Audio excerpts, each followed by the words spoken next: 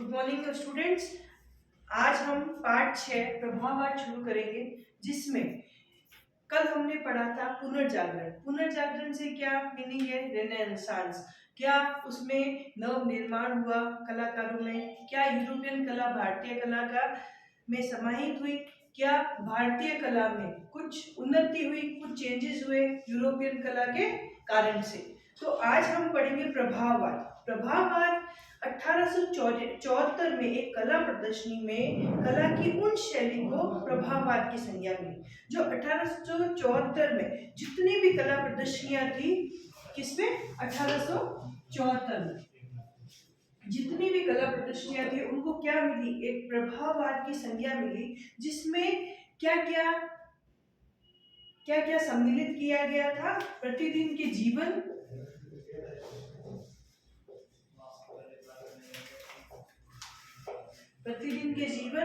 सादगी, सरलता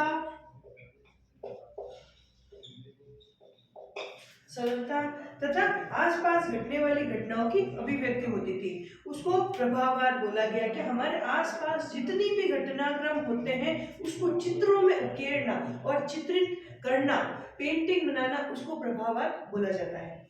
प्रभाववाद में शीघ्रता से उस प्रभाव का अंकन किया जाता है जो कि कलाकार दृश्य संसार और अपने आप में महसूस करता है, उस अवस्था को, उस दृश्य को जो संसार में देख रहा है, उसे प्रभाववाद कहते हैं।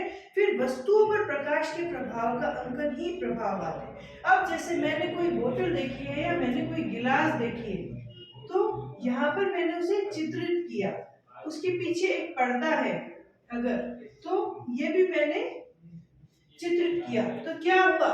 वो उस समय का, उस स्थिति का जो दृश्य था मेरे सामने, उसी को मैंने पेपर पे उकेरा है, उसे क्या कहेंगे? उस स्थिति का प्रभाववाद। उसके बाद प्रभाववाद पारंपरिक और शास्त्रीय मानदंडों के विरुद्ध एक विद्रोह था। शैली में कलाकारों ने क्या बनाया? खूब सारी नदियां बनाई, तालाब बनाए, तालाब के दृश्य, नदियों के दृश्य,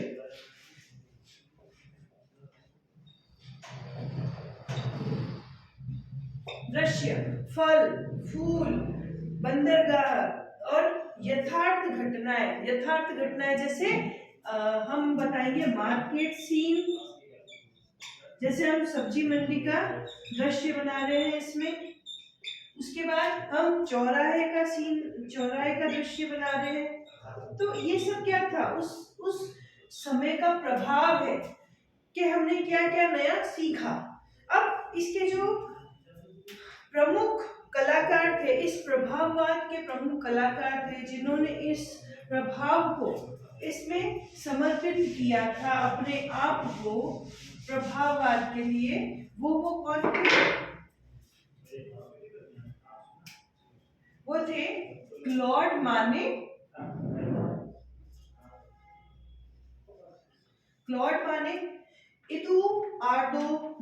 इदुआर्दो माने।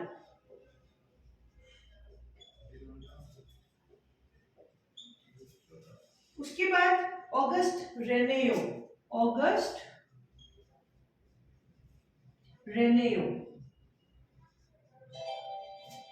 और एडगर देगा। अब ये जो चारों चित्रकार थे, ये क्या थे? एक प्रभाववाद के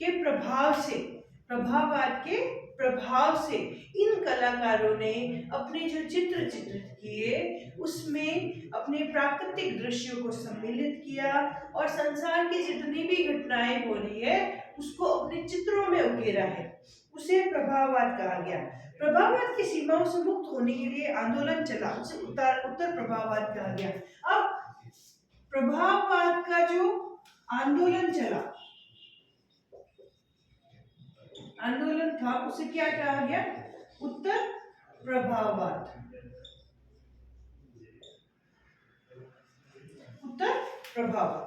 फिर इसमें जो कलाकार थे, उन्होंने अपने ज्ञान से, उन्होंने अपनी समझ से, आंतरिक भावनाओं से उन रंगों का प्रयोग किया, जो उन्हें साक्षात दिखते थे, जो उन्हें संसार में रंग दिखते थे, उन्हीं रंगों का उन्होंने उस पेंटिंग्स में प्रयोग किया। और इन चित्रों में परिमाण, आकार और उसकी रंगों और ब्रश की जो कंपन में निर्मित आकृतियां थी, उसको उत्तर प्रभाववाद की प्रमुख विशेषताएं बताया गया। जॉर्ज सुरापॉल, अब George Seurat Paul, Seja Gauguin and Vincent van Gogh उत्तर प्रभाववाद के प्रमुख कलाकार थे। ये सभी कलाकार थे प्रभाववाद के, और उत्तर प्रभाववाद के जो कलाकार थे वो अलग थे इससे कुछ, जिनके नाम है जॉर्ज सुरापॉल, जॉर्ज सुरापॉल, सेजा गगेन तथा Vincent van Gogh. Vincent van Gogh, ये सारे जो कलाकार थे ये उत्तर प्रभाववाद के कलाकार थे। अब इसी के साथ साथ इसमें जितने भी ये कलाकार थे, इन लोगों ने कुछ न कुछ तो चित्र वर्णित किए होंगे, कुछ न कुछ तो उस समय के चित्र, उस समय में चित्र बनाए होंगे। उस समय में चित्र बनाने के साथ साथ उनके कुछ फेमस चित्र भी थे जो एक प्रचलन में थे। हम अब उसका वर्णन पढ़ेंगे आगे कि उन्होंने अपनी कलाकारी कहाँ कहाँ दिखाई और उनकी फेमस कलाकृतियां कौन सी। तो इसी के साथ साथ हमारा पहला आता है वाटर लिलीज। वाटर लिलीज, अब इस हमने पुराने वाले जितने भी पेंटिंग्स थी, जितने भी स्कल्पचर थे, उसमें सबसे पहले हमने क्या क्या पढ़ा, उसका नाम, वो कहाँ सुरक्षित है, किस तरह से बनाई गई, किस सन में बनाई गई और उसकी क्या क्या विशेषताएं थी। तो इसमें भी हम प्रभाववाद की जितनी भी चित्रण है उसमें भी हम ये ऐसे ही पढ़ेंगे। जब आप एग्जाम में उत्तर लिखेंगे तो आपको उसी समय वही उत्तर में सबसे पहले यही बातें लिखनी है कि इसका नाम, चित्रण का नाम, उसके बाद आर्टिस्ट,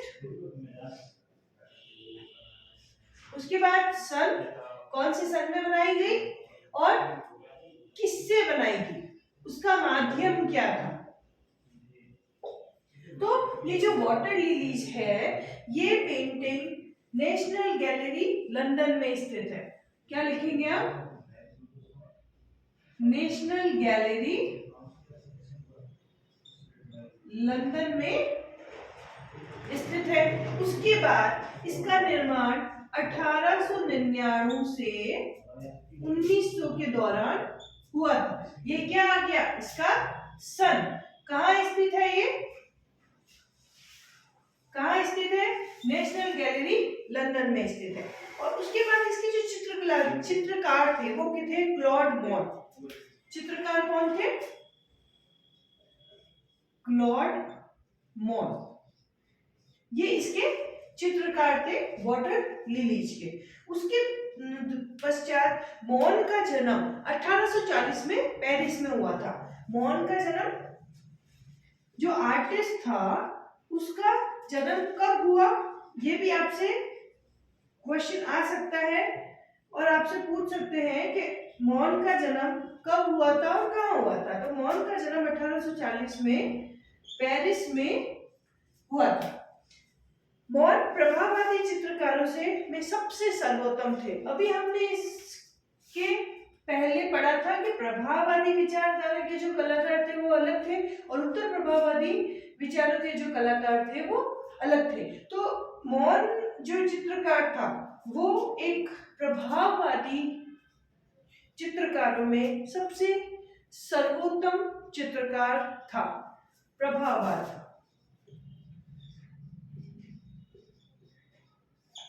प्रभाववाद का अब जो मॉन जो चित्रकार था वो किस तरह की चित्र बनाता था, किस तरह के रंगों का प्रयोग करता था। तो ये जो वाटर लिलीज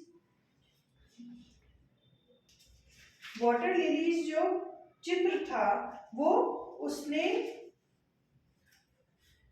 उसने प्राकृतिक रंगों से बनाया था। वाटर लिलीज का जो चित्र था वो कब कैसे बनाया? प्राकृतिक रंगों द्वारा बनाया उसने। अब इसमें क्या क्या उसकी विशेषताएं थी, तो इसमें देखिए आप, प्रकृति के बदलते रंगों और स्वरूपों की अपनी कलाकृतियां में उतारा उसने, और मौन के आकर्षक और मुग्धकारी फूलों के प्राकृतिक दृश्यों के चित्रण के लिए जाना जाता है। मतलब वो सारे जो चित्र था वो प्राकृतिक दृश्य ही बनाता था, जिसमें नदियां, तालाब और उसके अलावा जो नगरीय दृश्य होते थे, घटनाएं होती थी, उनको ही यह बनाता था। इसलिए इसे प्रभाववादी भी कहा गया। इसने भूचित्र नावों के साथ नदियां, दृश्यों, पहाड़ी किनारों आदि के दृश्य भी मुख्य रहे हैं। इसके साथ साथ मौन ने पानी के भागों में अनगिनत चित्र बनाए। जैसे यहाँ पर नीचे अगर हम पानी बना रहे हैं तो ये हमारा पानी है, और इसी के साथ इसने अलग अलग दृश्य बनाए हैं। वाटर लिलीज बनाई है, उसके बाद यहाँ पे पीछे पहाड़ बनाए हैं, आकाश बनाया है। तो इस तरह के जो चित्रण थे प्राकृतिक दृश्य, वो कौन बनाता था? क्लॉड मॉन। ठीक है।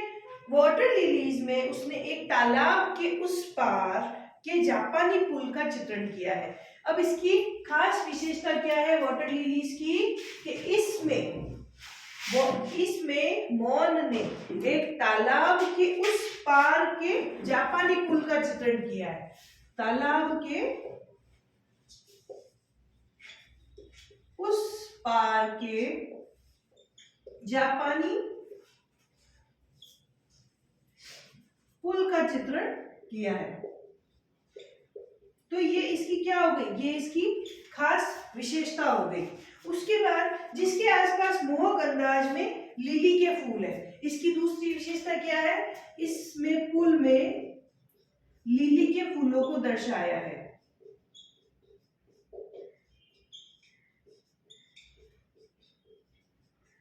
फूलों को दर्शाया है, और सभी चित्रों में आसमान के दर्शन बहुत ही कम होते हैं। मतलब उसने जो भी चित्र बनाए उसमें आसमान नहीं होकर सिर्फ पानी है, फूल है और आसपास पुल है, ऐसे ही चित्रों में उन्होंने काम किया है।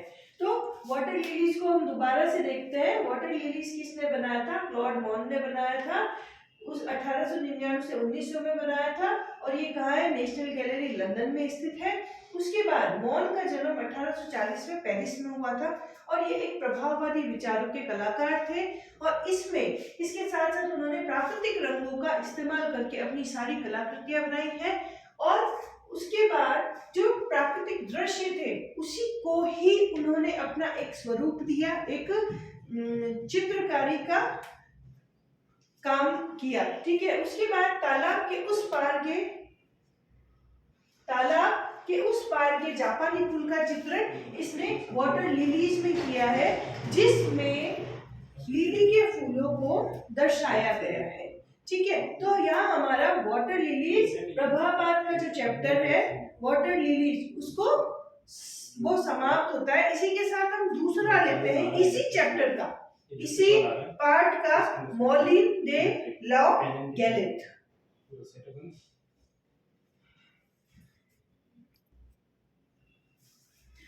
इसी के साथ ही हम प्रभाववाद का जो दूसरा टॉपिक है वो है मॉलिन दे लॉ गैलेट। इससे पहले क्या था? वाटर लिलीज की पेंटिंग थी, जो किसने बनाई थी? मॉन ने बनाई थी। अब हम इसी के साथ दूसरी जो पेंटिंग है हमारी वो है मॉलिन दे लॉ गैलेट। आपको नाम याद रखने हैं चित्र के अगर नाम याद नहीं रखोगे तो आप उत्तर नहीं दे सकते हो। तो आपको इसका नाम तो याद रखना ही पड़ेगा।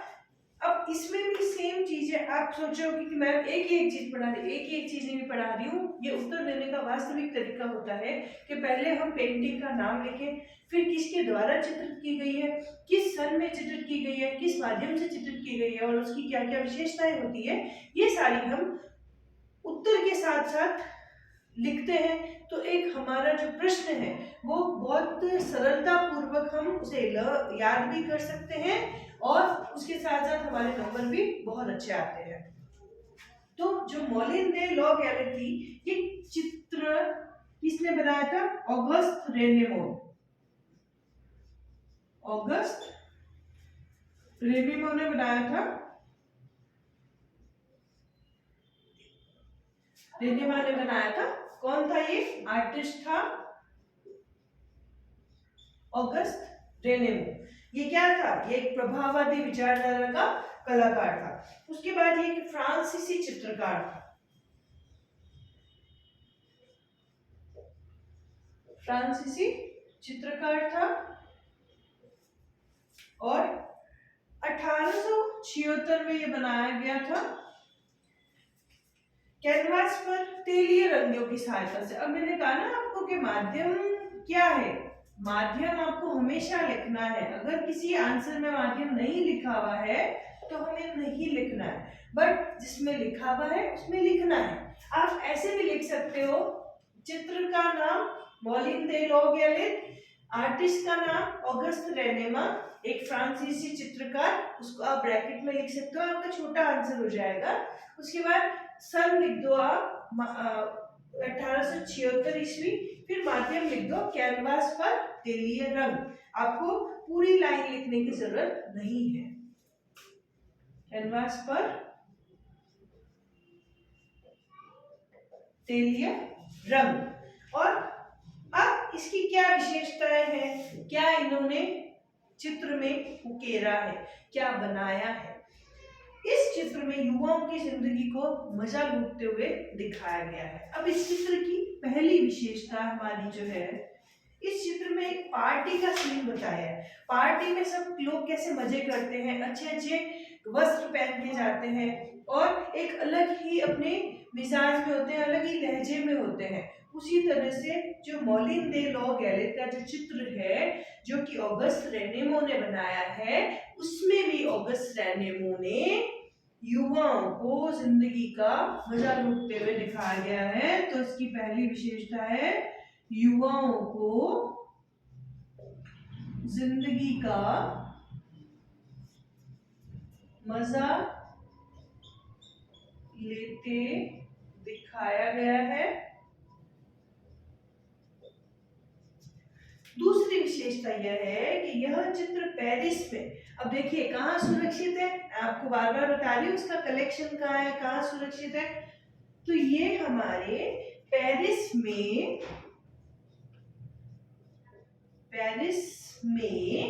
मसी डे इम्प्रेजिनम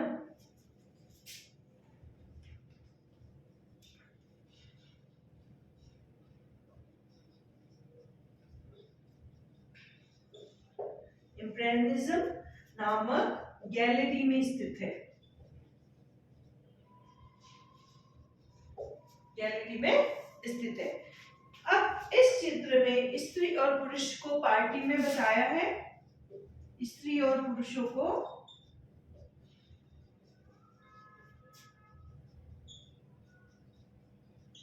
पार्टी में बताया गया है। उसके बाद वे सारे नृत्य कर रहे हैं।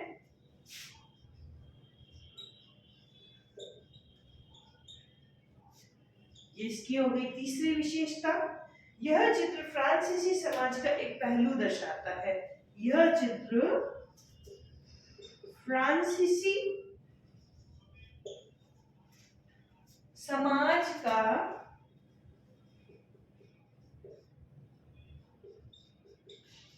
पहलू बताता है। उसके बाद इसमें कौन से कलरों का उपयोग हुआ है?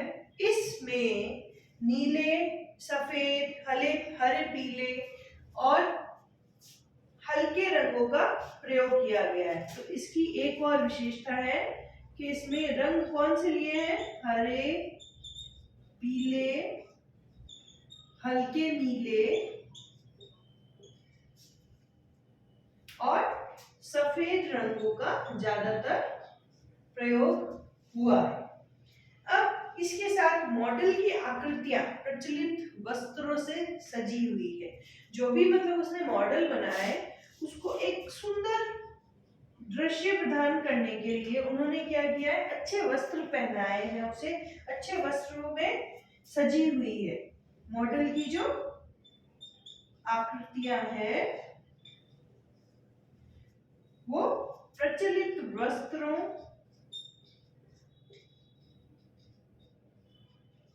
से सजी है। उसके दौरान रंगों की चमक, जीवन की चकाचौंध, ऑब्वियसली जब हम पार्टीज में जाते हैं तो वो क्या होता है, एक जीवन की चकाचौंध होती है जो हमारे एक जीवन का पार्ट होती है, किसी की होती है और किसी का नहीं होता। क्यों? क्योंकि पार्टियों में कौन लोग जाते हैं, बड़े बड़े जो रईस होते हैं, या जो एक कल्चर है जो कि भारतीय का कल्चर नहीं है, एक अंग्रेजों का कल्चर है कि पार्टियों में जाना, नृत्य करना, नशे में झूमना।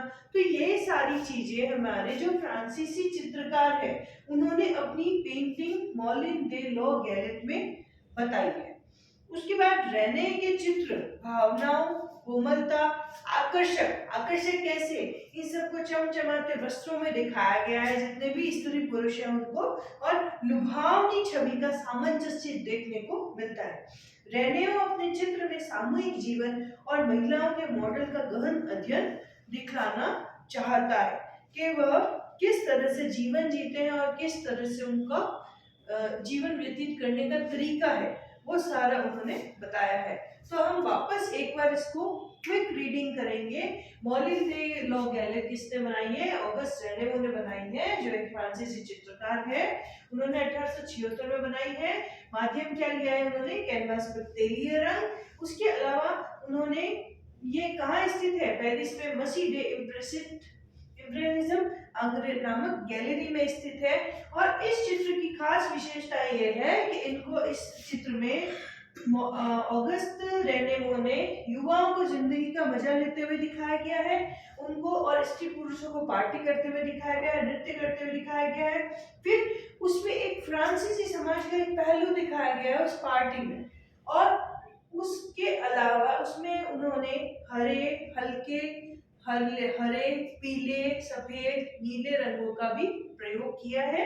और मॉडल की जो आकृतियां है वो प्रचलित वस्त्रों से सजी है।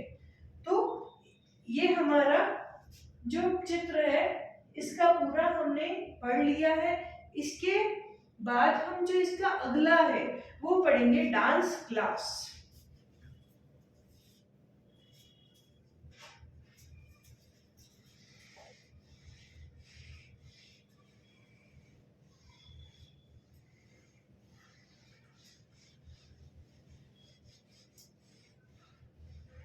इसी चैप्टर का है डांस क्लास, जो हमारा तीसरा चित्र है डांस क्लास। किसने बनाया है? फटाफट पढ़ेंगे अब हम इसे। एडगर डेगन। एडगर डेगन कब बनाया? 1834। कहाँ है स्थित है आजकल? Museum of art, museum of art, टेकारेडा, अमेरिका। टेकारेडा, अमेरिका में अभी सुरक्षित है। कौन सा? डांस क्लास का चित्र।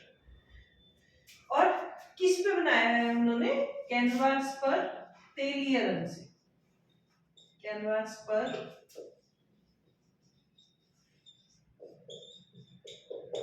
तेलीय रंगों से बनाया है। इसकी क्या क्या विशेषता है? इसमें बहुत सारे नृत्यांगनाएं दिखाई गई है।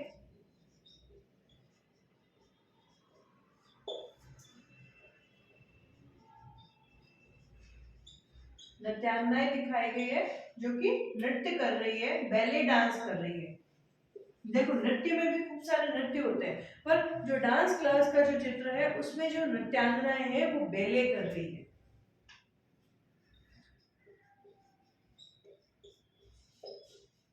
बेले डांस करती हुई दिखाई गई है। उसके बाद इस चित्र में जो नृत्यांगनाएं हैं वो स्कर्ट पहने दिखाई गई है।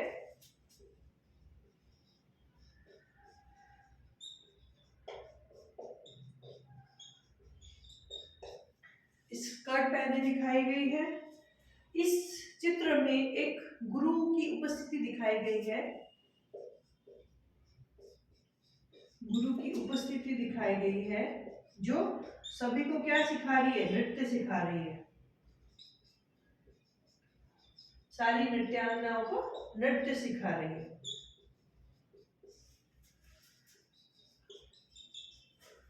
उसके अलावा इसमें जो स्कर्ट पहने हुए हैं वो किसमें दिखा रहे हैं? हवा में उड़ती हुई दिखाई दे रही है, उड़ती हुई दिखाई दे रही है। और जो नृत्यकी है, सारी नृत्यांगनाएं हैं, उसके जो बालों को विशेष अंदाज दिया गया है। नृत्यांगना के बालों को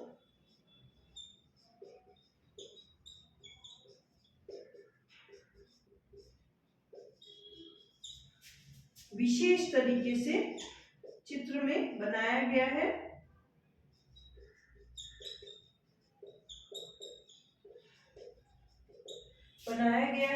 इसके अलावा जो हाथ और पांव के जो पोज है, जो लयबद्धता में उसे दिखाए गए हैं। हाथ पांव को की गति, हाथ पांव की गति लयबद्ध दिखाई गई है। और इसी के अलावा जो सूर्य के प्रकाश के साथ स्थान पर कृत्रिम प्रकाश का इस्तेमाल किया गया है। अब ये थोड़ी सी लाइन चेंज आई है क्योंकि हमने पिछले वाले पेंटिंग्स में हमने ये कहीं लाइन नहीं पढ़ी थी, सिर्फ इसी में ये लाइन है कि जो सूर्य के प्रकाश थे उसका इस्तेमाल नहीं करके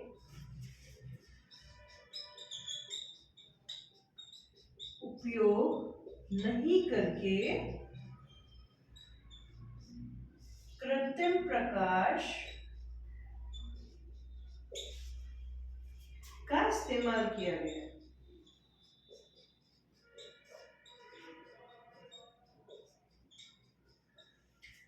ठीक है। उसके बाद डेगर की जो कृतियां थी वो मुख्यतः मानव भंगिमाओं का चित्रण थी और जिसमें सहायता, सहजता एवं शालीनता दिखती है। इसके अलावा परतों के बीच में पारदर्शिता दिखाने के लिए पेस्टल रंगों का भी एक से एक अधिक प्रयोग परतों में भी इस्तेमाल किया गया है। इसमें कौन से कलर्स यूज किए गए? Pastel colours,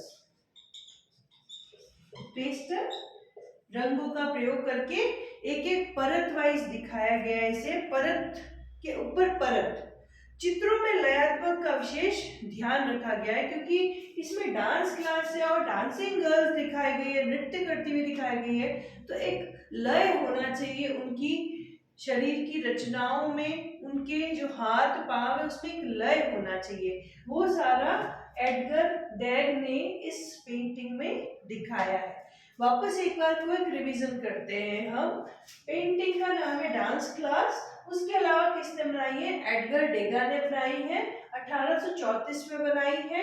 museum of art टेकारेडा अमेरिका में स्थित है और कैनवास पर तेलीय रंग से बनाई है। इसी के साथ इसकी विशेषताएं क्या है कि इसमें नृत्यांगनाएं दिखाई गई है जो बैले डांस कर रही है, उनको स्कर्ट पहने हुए दिखाया गया और उनकी स्कर्ट को हवा में उड़ते हुए दिखाया गया है।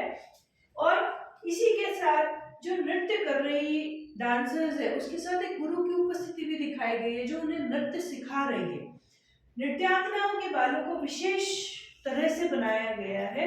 हाथ पांव की जो स्थिति है, हाथ पांव की जो गति है इस चित्र में लयबद्ध दिखाई गई है और सूर्य के प्रकाश का उपयोग नहीं करके कृत्रिम प्रकाश का उपयोग भी इस पेंटिंग में किया गया है। इसके अलावा जो पेस्टल रंग थे उसका उपयोग किया गया है। समझ में आई होगी, आई होप आपको ये वाली पेंटिंग।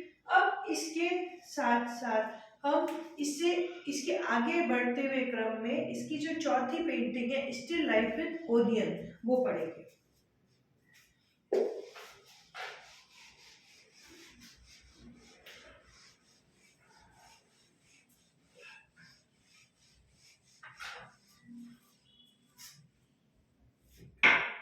हमारी जो चौथी पेंटिंग है स्टिल लाइफ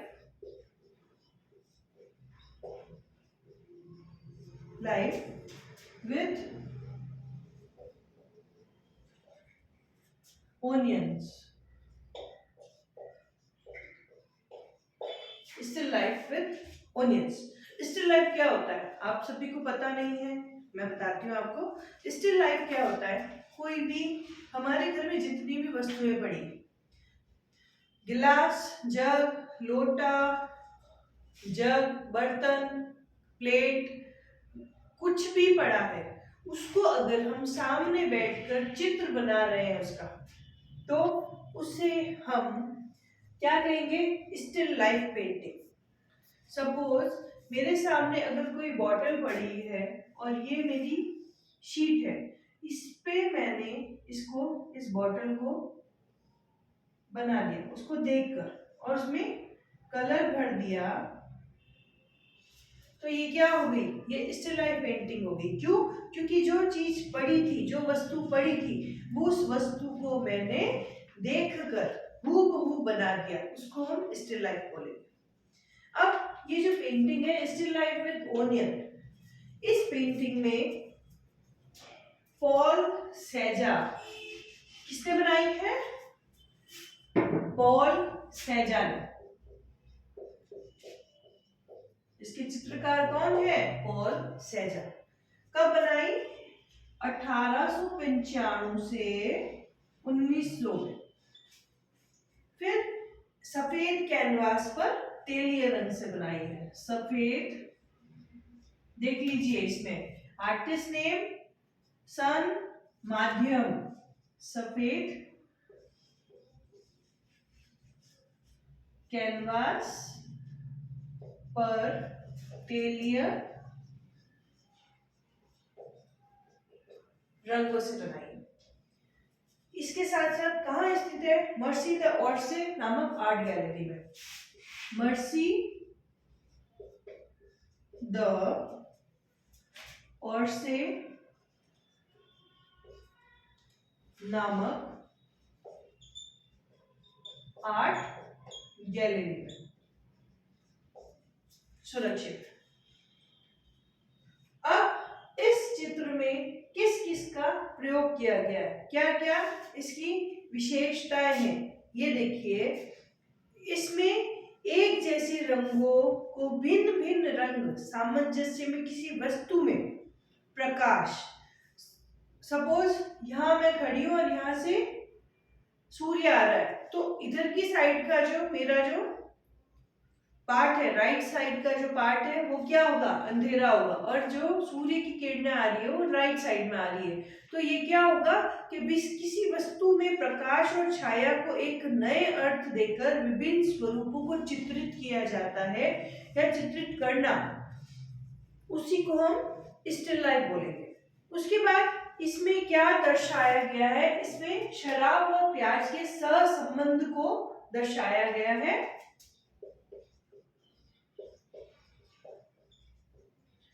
प्याज के सहसंबंध के चित्र को इसमें दर्शाया गया है, जिसमें कटाक्ष किया गया है कि जीवन में कुछ चीजों का अपना स्पष्ट प्रवाह होता है जो लंबे समय तक उस व्यवस्था में चलती है। कटाक्ष क्या है कि जीवन में कुछ चीजों का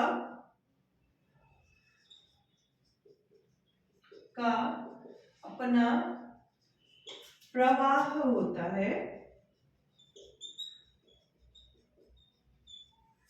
जो कि लंबे समय तक उसी अवस्था में चलती है।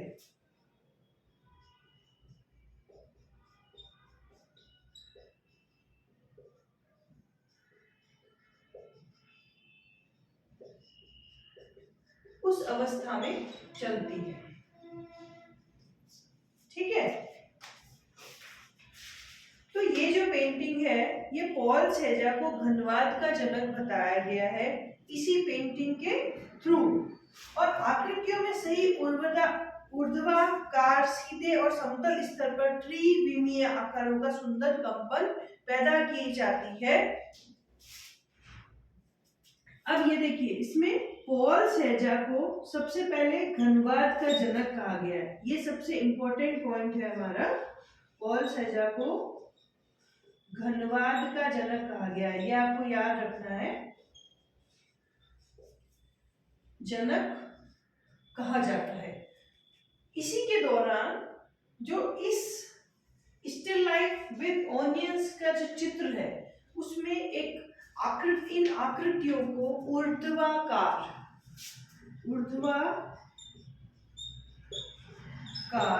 तथा समतल स्तर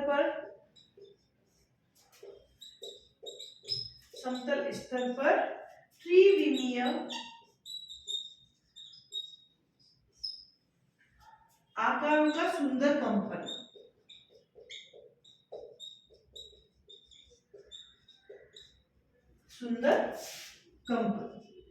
ये भी इसकी खास विशेषता है।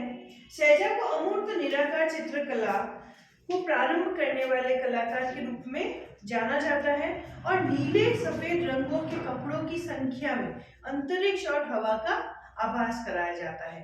तो इसी के साथ हम इसका भी एक बार फटाफट से रिवीजन कर लेते हैं कि स्टिल लाइफ विद ओनियंस किसने बनाई थी? पॉल सेजा ने बनाई थी।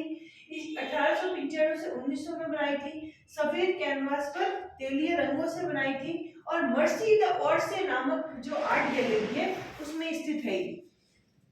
अब इसकी खास विशेषता क्या है कि इसमें शराब और प्याज के सहसंबंध को बताया गया है कि एक कुछ शराब की बोतलें हैं एक टेबल पे और कुछ प्याज वहां पर रखे गए हैं। इसके साथ साथ इसमें कटाक्ष ये है कि कुछ चीजों का अपना एक प्रवाह होता है जो लंबे समय तक उस अवस्था में रहता है। पॉल सेजा को घनवाद का जनक कहा गया, ये बहुत मुख्य प्रश्न है। ऊर्ध्वाकार समतल स्तर पर जो त्रिविमीय आकृतियों का सुंदर जो कंपन, जो समतल स्तर कैसे? ये मेरा समतल स्तर है, ये मेरी ड्राइंग शीट है। इसके ऊपर अगर मैं कुछ चीजों को आकृतियां देकर बनाती हूं तो ये क्या है? ये एक मेरा सुंदर ऊर्ध्वाकार, समतल और त्रिविमीय आकार, मतलब 3 डायमेंशनल आकारों का जो कंपन है इस चित्र में वो पॉल सेजा ने दिखाया है। इसी तरह से ये स्टिल लाइफ की जो पिक्चर है ये बनाई गई है और इस तरह से इसमें ये कुछ प्याज और उसके बाद कुछ ओनियंस बताए गए हैं जो प्लेट में पड़े हैं ऐसे इस तरीके से, और कुछ बोटल्स बताई गई है और इधर ये इन्होंने चाकू का भी इस्तेमाल किया है। ठीक है, तो इस तरह से ये इनकी पॉल सेजा की पेंटिंग है, स्टिल लाइफ विद ऑनियंस। ठीक है दोस्तों, अब हम इसका लास्ट जो पढ़ेंगे वो है स्टेरी नाइट।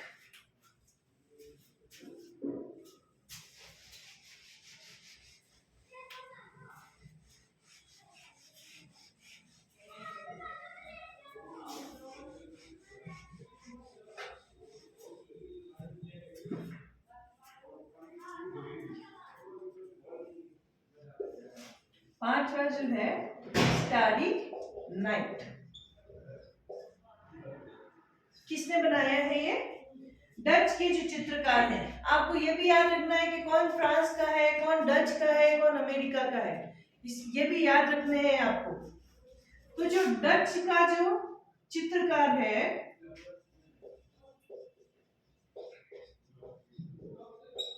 कौन है? Vincent Gogh.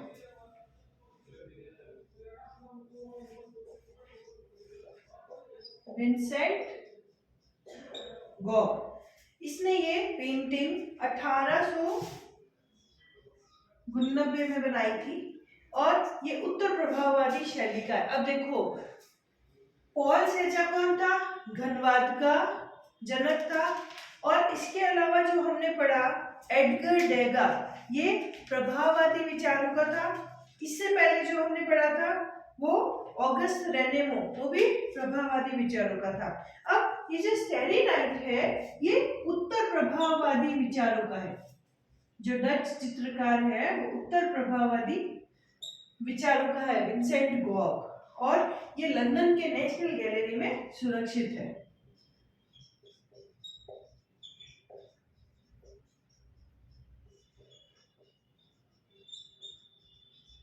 नेशनल गैलरी में सुरक्षित है। अब इस पेंटिंग को तेलीय रंगों की सहायता से कैनवास पर बनाया है। रंगों की सहायता से कैनवास पर बनाया गया है इसे। अब इसका जो विशेषता है, कौन सी है इसकी विशेषता है? प्रकाश व छाया का उपयोग नहीं किया जाता है। इसमें प्रकाश तथा छाया का उपयोग नहीं किया गया।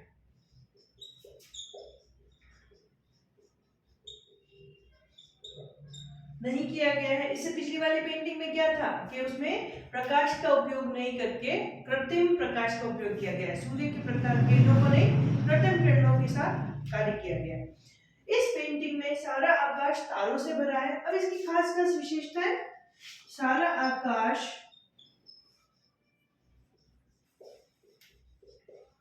तारों से भरा है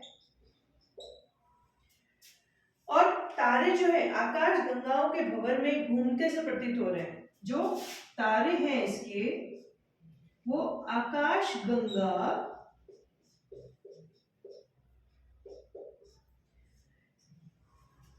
के भंवर में घूमते हुए प्रतीत हो रहे हैं, घूमते हुए प्रतीत हो रहे हैं। इसी के साथ इसमें बलखाते बादल, चमकता चंद्रमा, बलखाते बादल, ये सारी विशेषताएं हैं स्टूडेंट्स इसकी, और आपको लिखनी है एग्जाम में। बलखाते बादल, चंद्रमा, पहाड़ी के नीचे एक छोटा सा कस्बा, पहाड़ी के नीचे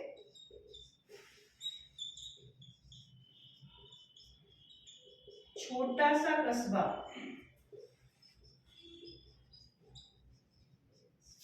कस्बा, उसके अलावा इसमें गिरजाघर और इमारतें बताई गई। गिरजाघर और इमारतें बताई गई है। तो बाएं भाग में गहरे काले रंग में साइप्रस का पेड़ दिखाया गया है। मैं बताऊं आपको साइप्रस का पेड़ कैसा होता है। ये हमारा कैनवास, उसके अलावा ये जो पेड़ होता है इसको साइप्रस का पेड़ कहते हैं। तो इसमें बाएं भाग में तो क्या दिखाया गया है? काले रंग। बाएं भाग में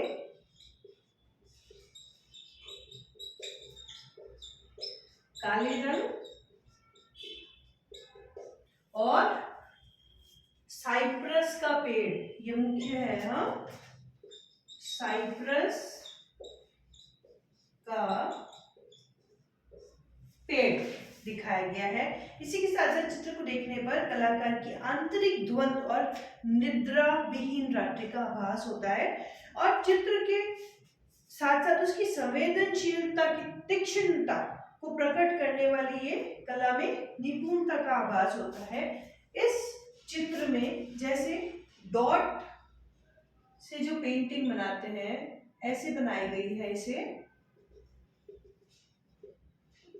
सारे कलर को डॉट से ही प्रस्तुत किया है, चाहे वो लाल हो, चाहे वो पीले हो, चाहे नीले हो। इस तरह से छोटे छोटे नीचे कस्बों में गिरजाघर दिखाए गए हैं।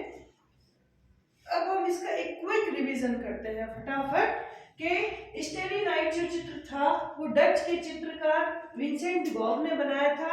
इसके साथ साथ ये 1889 में बना है। उत्तर प्रभाववादी कौन थे? Vincent Gogh. लंदन के नेशनल गैलरी में यह चित्र अभी भी सुरक्षित है। इसमें तेलीय रंगों के साथ सहायता से कैनवास पर उकेरा गया है इसे। अब इसकी कुछ विशेषताएं क्या है कि इसमें प्रकाश और छाया का उपयोग नहीं किया गया है। इसी के साथ इसका जो सारा आकाश है वो तारों से भरा हुआ दिखाया गया है और तारों को किस अवस्था में बताया गया है कि तारे आकाश गंगा के भवन में फंस रहे हैं या घूम रहे हैं। इस तरीके से घूम रहे हैं सारे तारे। फिर इसमें बलखाते बादल, चंद्रमा, पहाड़ी के नीचे एक छोटा सा कस्बा बताया गया है जिसमें गिरजाघर और खूब सारे इमारतें बताई गई है इस तरीके से। और बाएं भाग में जो काले रंग का उपयोग किया गया है इसके साथ साथ साइप्रस पेड़, ये जो मैंने आपको बना के बताया है, साइप्रस पेड़ का भी प्रयोग किया गया है इसको इस पेंटिंग में बनाने के लिए। और इसके बाद इसमें जो संवेदनशीलता की तीक्ष्णता है, कलाकार ने इसमें निपुणता का आभास कराया है। इसी के साथ जो पाठ 6 प्रभावार वो यहीं पे समाप्त होता है, जिसकी 5 पेंटिंग्स हमने यहाँ पर पढ़ी है। धन्यवाद दोस्तों।